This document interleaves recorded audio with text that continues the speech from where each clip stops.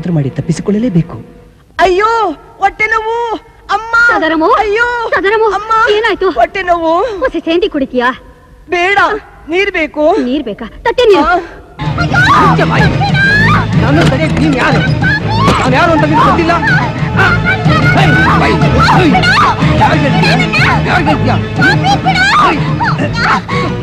ಈ ನೀಚ ನೀರಿಗಾಗಿ ಬಹಳ ದೂರ ವದಂತಿದೆ. ಆತ ಬರುವುದರ ಒಳಗಾಗಿ ಏನಾದ್ರೂ ಉಪಾಯ ಮಾಡಿ ಇಲ್ಲಿಂದ ತಪ್ಪಿಸಿಕೊಳ್ಳಲೇಬೇಕು. ನನಗೆ ಅಡ್ಡ ಬಿಡ್ತೇನೆ. ಇವತ್ತು ಬಿಡಲ್ಲ, ಇವತ್ತು ಬಿಡಲ್ಲ.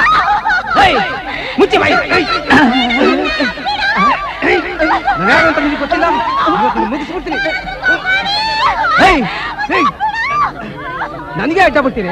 ನಾನೇನಾದ್ರೂ ಮಾಡ್ತೀನಿ. ಅದಕ್ಕೆ ನೀನ್ ಯಾವ? ಮಹಾಜನರೇ, ಈ ಮಾತು ಎಲ್ಲಿಂದ ಬರ್ತಿದೆ ಅಂತ ನಿಮ್ಗೆ ಆಶ್ಚರ್ಯ ಆಗ್ತಿದೆ ಅಲ್ಲ? ನಾನು ಹೇಳ್ತೀನಿ, ನಮ್ಮೂರು ಭೂತಯ್ಯನವ್ರ ಮಗ ಕೋದಂಡ ದೇವಸ್ಥಾನ ವಿಗ್ರಹನ ಕದೀತಿದ್ದಾಗ ನಮ್ಮ ಪೂಜಾರಪ್ಪನವ್ರ ಮಗಳು ತುಳಸಿ ಅಡ್ಡ ಬಂದಿದ್ದಕ್ಕೆ ಸಾಯಿಸ್ತೀನಿ ಅಂತ ಹೆದರಿಸಿದ್ದಾರೆ. ಕೇಳಿ.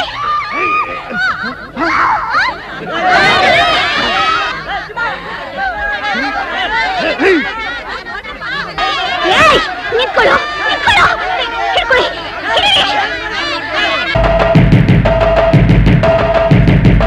ಭೂತಯ್ಯನವರೇ, ಭೂತಯ್ಯನವರೇ, ಬನ್ರಿ, ಹೊರಗ್ ಬನ್ರಿ. ಏನಾಯ್ತ್ರಪ್ಪ? ಏನಾಗೋದು? ನಿಮ್ ಮಗ ಕೋದಂಡ ಪವಿತ್ರವಾದ ದೇವಸ್ಥಾನ ನುಗ್ಗಿ ಆ ವಿಗ್ರಹಗಳನ್ನ ಕದಿಯಕ್ ಪ್ರಯತ್ನ ಪಟ್ಟ. ಇದು ತಪ್ಪು ಅಂತ ತಡೆಯಕ್ ಬಂದ ನಮ್ ಪುರೋಹಿತರ ಮಗಳನ್ನೇ ಮಾನಭಂಗ ಮಾಡಕ್ ಪ್ರಯತ್ನ ಪಟ್ಟ. ನಮ್ಮ ಮಾಲವ್ರು ನೋಡದೆ ಹೋಗಿದ್ರೆ ಇಷ್ಟೊತ್ತಿಗೆ ಅಯ್ಯೋ ಏನ್ ಅನಾಹುತ ಆಗ್ತಿತ್ತು ಏನೋ. ಶಿವನೇ ಶಂಭುಲಿಂಗೇಶ್ವರ, ಅಪಚಾರ ಅಪಚಾರ. ದೇವಸ್ಥಾನದ ಗರ್ಭಗುಡಿ ಒಳಗೆ ಪ್ರವೇಶ ಮಾಡಿದ್ದ. ಪಾಪ, ಇಂತ ಹಸುವಿನ ಮೇಲೆ ಬಲಾತ್ಕಾರ ಮಾಡಕ್ ಹೋಗಿದ್ದ. ತಗೊಂಬರ್ಲ ಮಚ್ಚ, ನನ್ನ ಮಗನ ಶಿವ ಅನ್ನಿಸ್ಬಿಟ್ಟು ನಾ ಜೈಲ್ಗೊಂಟಾಯ್ತೀನಿ, ನಾ ಜೈಲ್ಗೊಂಟಾಯ್ತೀನಿ, ನಾ ಜೈಲ್ಗೊಂಟಾಯ್ತೀನಿ. ಭೂತಯ್ಯನವರೇ, ನೀವ್ ಊರಿಗೆ ಹಿರಿಯರು, ನೀವೇ ಜೈಲ್ಗೆ ಹೋಗ್ತೀನಿ ಅಂತ ಇಂತ ನಿರ್ಧಾರ ತಗೊಂಡ್ಬಿಟ್ರೆ ನಮ್ಮ ಊರಿನ ಗತಿ ಏನಾಗ್ಬೇಕು ಹೇಳಿ? ಸಾಧ್ಯವಿಲ್ಲ ದೇವಮ್ಮ, ಅವನ್ನ ಸಾಯಿಸ್ಬಿಡ್ತೀನಿ. ಇಂಥವ್ರು ಈ ಭೂಮಿ ಮೇಲೆ ಒಂದು ಕ್ಷಣ ಇರಬಾರ್ದು. ಭೂತಯ್ಯನವರೇ, ಸಮಾಧಾನ ಮಾಡ್ಕೊಳ್ಳಿ, ಸಮಾಧಾನ ಮಾಡ್ಕೊಳ್ಳಿ. ಹೆಂಗ್ ಸಮಾಧಾನ ಮಾಡ್ಕೊಳ್ಳಿ ಮೇಷ್ಟ್ರೆ? ಹೊಟ್ಟೆಯಾಗಿ ಬೆಂಕಿ ಬಿದ್ದು ಸೊಟ್ಟಾಯ್ತಾಯ್ತೆ. ನೋಡಿ ನೋಡಿ ನೋಡಿ, ತಿಳಿದು ನೀವೇ ತಪ್ಪು ಮಾಡ್ತಾ ಇದ್ದೀರಾ. ಕಾನೂನು ಹಾಗೆಲ್ಲ ಕೈ ತಗೋಬಾರ್ದು. ಅದಕ್ಕೆ ಅಂದ್ರೆ ಪೊಲೀಸ್ ಸ್ಟೇಷನ್ ಕೋರ್ಟ್ ಇದೆ, ಅವ್ರಿಗೊಪ್ಸಿ ಅವರೇ ಶಿಕ್ಷೆ ಕೊಡ್ತಾರೆ. ಸರಿಯಾಗಿ ಹೇಳಿದ್ರಿ ಮೇಷ್ಟ್ರೆ. ಪೊಲೀಸ್ನವ್ರಿಗೆ ಫೋನ್ ಮಾಡ್ರಲ್ಲ. ಇನ್ಸ್ಪೆಕ್ಟ್ರೆ, ಮೊದ್ಲು ನನ್ನ ಮಗನ ಹೇಳ್ಕೊಂಡು ಹೋಗಿ.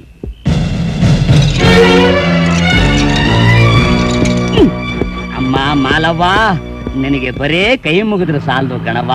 ನಿನ್ನ ಕಾಲ್ಗೆ ಚಿನ್ನದ ಕಡಗ ಹಾಕ್ಸಿ, ನಿನ್ನ ಕೈಗೆ ವೀರ ಕಂಕಣ ತೊಡಿಸಿ, ನಿನ್ನ ಕೊರಳಿಗೆ ಮುತ್ತಿನ ಮಾಲೆ ಹಾಕ್ಸಿ, ಆನೆ ಅಂಬಾರಿ ಮೇಲೆ ಮೆರವಣಿಗೆ ಮಾಡಿಸ್ಬೇಕು. ಚೆನ್ನಾಗಿದೆ. ಈಗಲೇ ಒಳ್ಳೆ ನಮ್ ಕೈಗೆ ಸಿಗ್ತಾ ಇಲ್ಲ. ಇನ್ನು ಕಂಕಣ ಕಟ್ಟಿ ಮೆರವಣಿಗೆ ಮಾಡಿಸ್ಬಿಟ್ರೆ ಶ್ರೀಮದ್ ರಮಾರಮಣ ಗೋವಿಂದ ಗೋವಿಂದ. ಯಾಕೆ ಹೊಟ್ಟೆ ಕಿಚ್ಚ? ಮುಚ್ಚ ಬಾಯಿ. ಸಾಕ್, ಸುಮ್ನೆ ಇರೋ. ಎಲ್ಲ ನಿಂದೆ ತಪ್ಪು. ಓಡೋ ಕುದುರೆಗೆ ಕಡಿವಾಣ ಹಾಕಿ ಹಿಡಿಬೇಕು.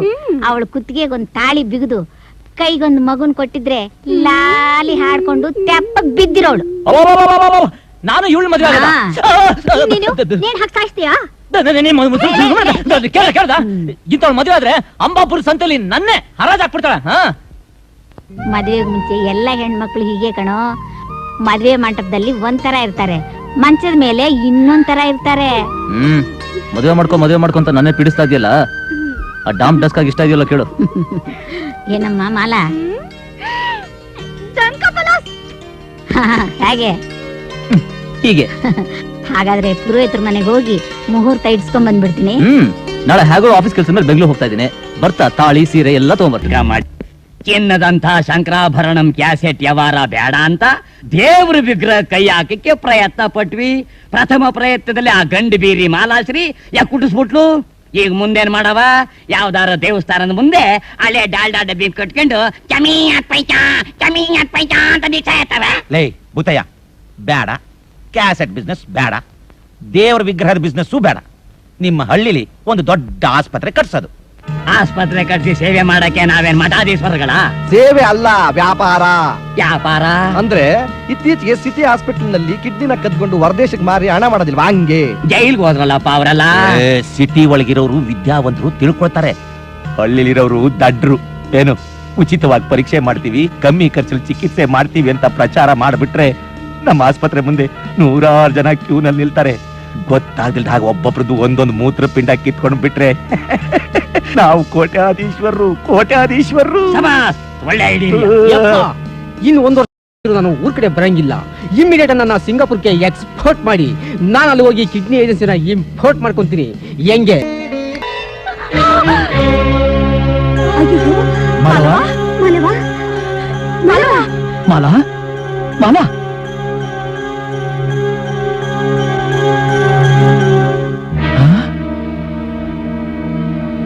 ಗರ್ಭಿಣಿ. ಮಾಲವ ಬಸರಿ ಅಂತೆ. ಮಾಲವ ಬಸರಿ ಆಗಿದ್ದಾಳಂತೆ. ಮಾಲವ ಬಸರಿ ಅಂತೆ. ಮಾಲವ ಬಸರಿ ಆಗಿದ್ದಾಳಂತೆ. ಮಾಲವ, ಅಯ್ಯೋ ನಿಮ್ಗೆ ಗೊತ್ತಾಗಿಲ್ಲಕ್ಕ, ಮಾಲವ ಬಸರಿ ಅಂತೆ. ಮಾಲವ ಬಸರಿ ಆಗಿದ್ದಾಳಂತೆ. ಮತ್ತೇನಾಗಿಲ್ಲ, ಅದೇ ಅವ್ರಿಗೆ ಗೊತ್ತು.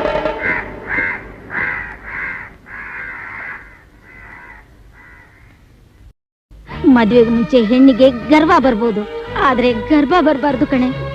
ತಂದೆ ತಾಯಿ ಇಲ್ಲದ ಮಗು ಅಂತ ನಿನ್ನ ಪ್ರೀತಿಯಾಗಿ ಸಾಕಿದ್ದಕ್ಕೆ ನನಗೆ ಸರಿಯಾದ ಶಿಕ್ಷೆ ಕೊಟ್ಟೆ. ಮನೆತನದ ಮಾನ ಮರ್ಯಾದೆ ಎಲ್ಲ ಬೀದಿ ಪಾಲು ಮಾಡಿಬಿಟ್ಟೆ.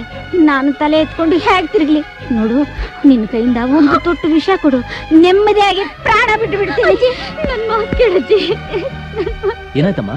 ನಿನ್ನ ಮದ್ವೆ ಆಗಿ ಈ ಮನೆಗೆ ಮುದ್ದಿನ ಸೊಸೆಯಾಗಿ ಬರ್ತಾಳೆ ಅಂತ ನಾನು ಎಷ್ಟೋ ಆಸೆಯಿಂದ ಇದ್ದೆ. ಆದ್ರೆ ಮದ್ವೆಗೆ ಮುಂಚೆನೆ ಈ ಮನೆಯಲ್ಲಿ ತೊಟ್ಲು ಕಟ್ಟೋದಕ್ಕೆ ಸಿದ್ಧವಾಗಿದ್ದಾಳೆ ಕಣೋ.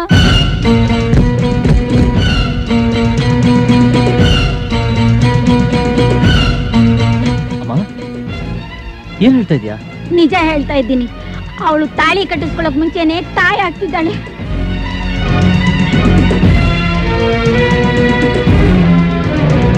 ನೋಡಮ್ಮ, ಇದು ನೀನು ನಂಬ್ತೀಯ? ಮಾಲಾ ಯಾರಮ್ಮ? ನಿನ್ ಮೊಮ್ಮಗಳು. ಅವಳು ಮೈಲ್ ಹರಿತಿರೋದು ನಮ್ಮ ರಕ್ತಾನೆ. ಇದುವರೆಗೂ ನಮ್ಮ ವಂಶದಲ್ಲಿ ಯಾರು ಆ ರೀತಿ ದುಡುಕಿ ತಪ್ಪಾರಿ ತುಳಿದಿಲ್ಲ, ತುಳಿಯೋದು ಇಲ್ಲ. ಕೃಷ್ಣ, ಹೌದಮ್ಮ.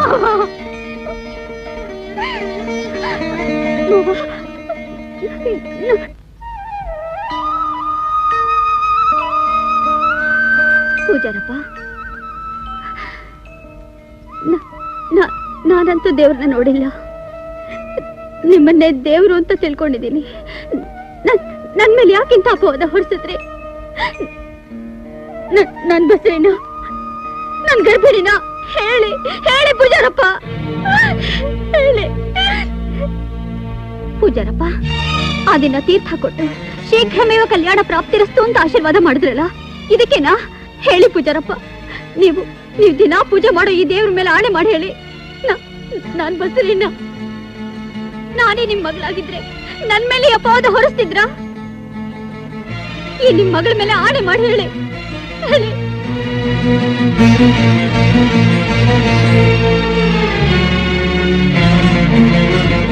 ನೀನು ಬೇರೆ ಅಲ್ಲ, ನನ್ನ ಮಗಳು ಬೇರೆ ಅಲ್ಲಮ್ಮ. ಆದ್ರೆ ನನ್ನ ಮಗಳು ಅನ್ನೋ ಸ್ವಾರ್ಥಕ್ಕೋಸ್ಕರ ನೀನೊಬ್ಬ ಹೆಣ್ಣು ಅನ್ನೋದು ಮರೆತು ಈ ಅಪವಾದನ ನಿನ್ನ ಮೇಲೆ ಹೊರಸದ್ನಮ್ಮ.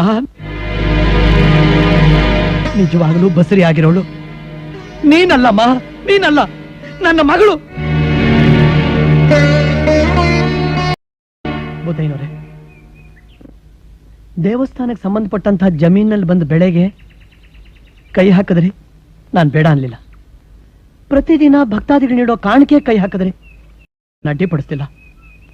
ಆದ್ರೆ ದೇವರ ವಿಗ್ರಹನ ಕಿತ್ಕೊಂಡ್ರೆ ನಾನು ಬಿಡೋಲ್ಲ, ಖಂಡಿತ ಬಿಡೋಲ್ಲ. ಪೂಜಾರಪ್ಪ, ದೊಡ್ಡವ್ರನ್ನ ಎದುರಾಕೊಂಡ್ರೆ ಏನಾಯ್ತದೆ ಅಂತ ಮುಂದೆ ನಿನ್ಗೆ ಗೊತ್ತಾಯ್ತದೆ.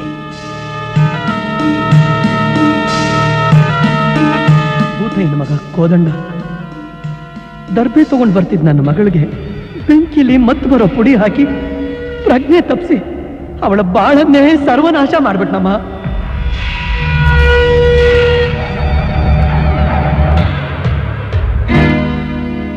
ನಮ್ಮ ಕೆಲಸಕ್ಕೆ ನೀನು ಅಡ್ಡಿ ಬಂದ್ರೆ ನಿನ್ನ ಮಗಳ ವಿಷಯನ ಊರಿಗೆಲ್ಲ ಹರಡು ಬಿಡ್ತೀವಿ ಅಂತ ಹೇಳಿ ನನ್ನ ಹೆದರಿಸಿ ಬೆದರಿಸಿ ಬಾಯಿ ಮುಚ್ಚಿಸ್ಬಿಟ್ರಮ್ಮ. ಅವತ್ತು ಅವರು ಮಾಡಿದ ಕೃತ್ಯಗಳನ್ನೆಲ್ಲ ನೀನೇ ಕಣ್ಣಾರೆ ಕಂಡು ಅವರನ್ನ ಪೊಲೀಸ್ನವ್ರಿಗೆ ಹಿಡ್ಕೊಟ್ಟು ದ್ವೇಷಕ್ಕೆ ಪವಿತ್ರವಾದ ತೀರ್ಥದಲ್ಲಿ ಮತ್ತು ಬರುವಂತ ಔಷಧಿನ ಬೆರೆಸಿ ನಿನಗೆ ಕೊಡಿಸಿ ದೈವ ಸ್ಮರಣೆ ಮಾಡುವಂತ ನನ್ನ ಬಾಯಿಂದ ನಿನ್ನ ಮೇಲೆ ಅಪವಾದ ಬರೋ ಹಾಗೆ ಮಾಡಿಸಿ ನಿನ್ನ ಊರಿಂದಲೇ ಓಡಿಸುವಂತ ಪ್ರಯತ್ನ ಮಾಡಿದಾರಮ್ಮ ಆ ನೀಚರು. ನನ್ನಿಂದ ನಿನಗಾಗಿರೋ ಅನ್ಯಾಯಕ್ಕೆ ಆ ದೇವ್ರು ನನ್ನ ಕ್ಷಮಿಸೋಲ್ಲಮ್ಮ, ನೀನೇ ನನ್ನ ಕ್ಷಮಿಸ್ಬೇಕಮ್ಮ. ಪೂಜಾರಪ್ಪ, ನಿಮ್ ಮಗಳ ಶೀಲನ ಯಾರು ಹಾಳು ಮಾಡಿದಾರೋ ಅವ್ರ ಕೈಯಿಂದಲೇ ಅವಳಿಗೆ ತಾಳಿ ಕಟ್ಟಿಸ್ತೀನಿ. ಅವರು ಮಾಡಿರೋ ದ್ರೋಹನ ಬಹಿರಂಗ ಪಡಿಸಿ ಈ ಊರ್ ಬಿಟ್ಟು ಓಡಿಸ್ತೀನಿ.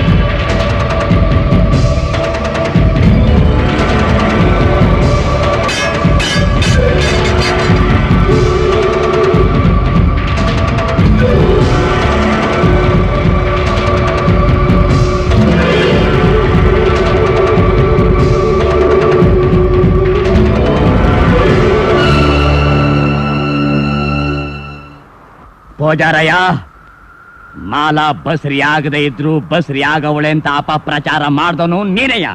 ಈಗ ಅವಳು ಅವಮಾನ ತಾಳ್ಲಾರ್ದೆ ಊರ್ ಬಿಟ್ಟು ಹೋಗವಳೆ ಅಂತ ಪ್ರಚಾರ ಮಾಡ್ಬೇಕಾದನು ನೀನೆಯ.